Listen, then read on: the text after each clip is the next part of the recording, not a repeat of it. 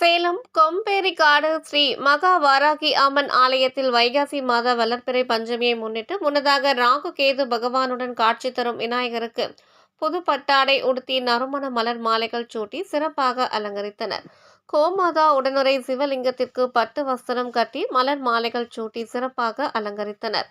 தனி சன்னதி கொண்டு பக்தர்களுக்கு காட்சி தரும் ஸ்ரீ விஷ்ணு துர்க்கை அம்மனுக்கு நீலப்பட்டு சேலை கட்டி பலவித நகை ஆபரணங்கள் எலுமிச்சை பழ மாலையுடன் நறுமண மலர் மாலை சூட்டி நகை கிரீடம் அணிவிக்கப்பட்டு கையில் சூலாயத்துடன் சிறப்பாக அலங்கரித்தனர்.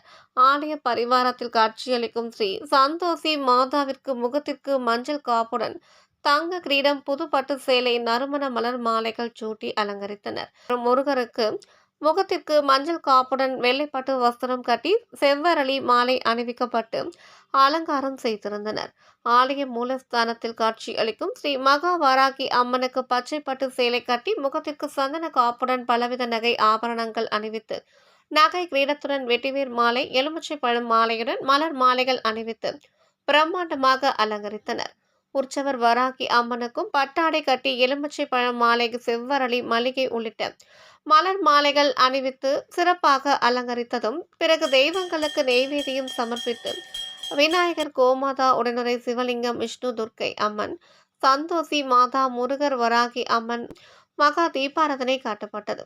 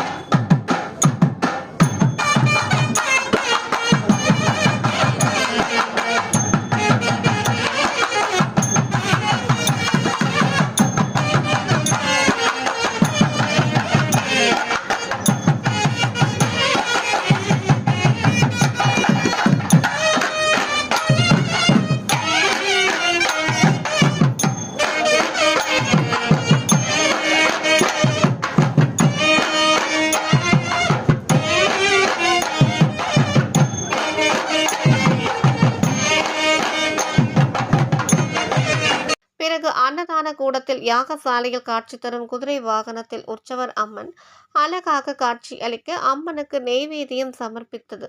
மகா தீபாராதனை காட்டப்பட்டது.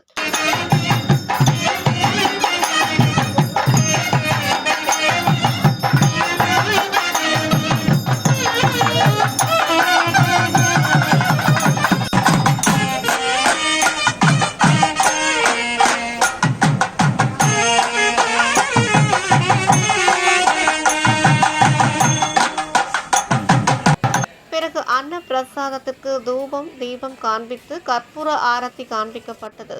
வைகாசி மாத வளர்பிறை பஞ்சமி திதி முன்னிட்டு ஆயிரக்கணக்கான பக்தர்கள் நீண்ட வரிசையில் நின்று ஸ்ரீ மகா வராகி அம்மனை வழிபாடு செய்தனர். ஆலயத்திற்கு வந்திருந்த பக்தர்கள் வாழ்வு வளம் வேண்டி தேங்காய், பூசணிக்காய், அகல் விளக்கு ஏற்றி வைத்து வழிபட்டனர். காலை முதல் மாலை வரை சுமார் 4000 பக்தர்களுக்கு அன்னதானம் வழங்கப்பட்டது. இந்நிகழ்ச்சி ஏற்பாடுகளை ஆலயத்தின் நிர்வாகி தண்டபாணி சுவாமிகள், மணிகண்டன் சுவாமிகள் சிறப்பாக செய்திருந்தனர்.